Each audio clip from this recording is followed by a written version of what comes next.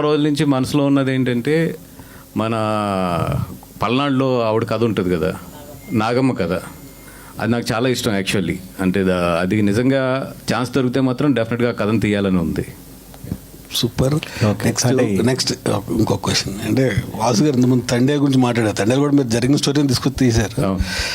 Appreciate దానికి. ఎందుకంటే మీరు అనుకున్న దానికన్నా ఎక్కువ వచ్చింది. అప్పుడు తెలుసుకున్న దానికని అంటే యాక్షన్లో నాకు చెందినది కానీ చాలా బాగా చేశాడు అని కెరీర్ కానీ. ఇప్పుడు నా అల్లు అర్జున్ గారు మీ బ్యానర్ మనిషే కాబట్టి ఆయనతో హిస్టారికల్ సినిమాతో ఎవరు చేయలేదు. అందరూ చేశారు. అంటే రాణి రుద్రమలో చిన్న క్యారెక్టర్ చేశారు కానీ భవిష్యత్తులో ఆయనతో ఏమన్నా అశోక్ చక్రవర్తి అట్లాంటి క్యారెక్టర్ అంటే ఇప్పుడు ఆయన డేట్లు మాకు దొరకాలన్నా కూడా మేము 3-4 years వెయిట్ చేయాలి ఇప్పుడున్న సిచ్యువేషన్లో. అంటే Ashoka based in pan India range market. And ఇప్పుడు మినిమం ఒక 1000 కోట్లు రిస్క్ చేయాలి ఆయనతో సినిమా తీయాలంటే.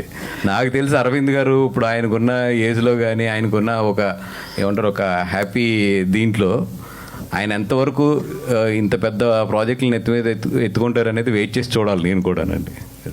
పుష్పలో కమర్షియల్ ఎలిమెంట్స్ ఎక్కువ. అంటే బ్యాక్గ్రౌండ్ అంటే హిస్టారికల్ దాని మీద ఎవరు తీయలేదు ఇంతవరకు. బ్యాక్గ్రౌండ్ మన బాహుబలి వచ్చినా ఇది కల్పిత కథ, జరిగిన కథ కాదు.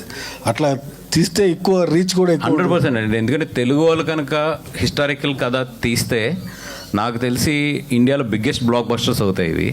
ఎందుకంటే మన డైరెక్టర్స్ దగ్గర ఆ సత్తా ఉంది, మన యాక్టర్ల దగ్గర ఆ సత్తా ఉంది. అండ్ టెక్నికల్గా కానీ కమర్షియల్గా కానీ మనకు అంత బ్యాండ్ విడ్త్ ఉంది. కాబట్టి తెలుగు సినిమా అనేది హిస్టారికల్ టచ్ చేస్తే మాత్రం ఇప్పుడున్న ప్రజెంట్ ట్రెండ్లో టైంలోని డెఫినెట్గా ఇండియాలోనే బిగ్గెస్ట్ ఫిల్మ్ అవుతాయి.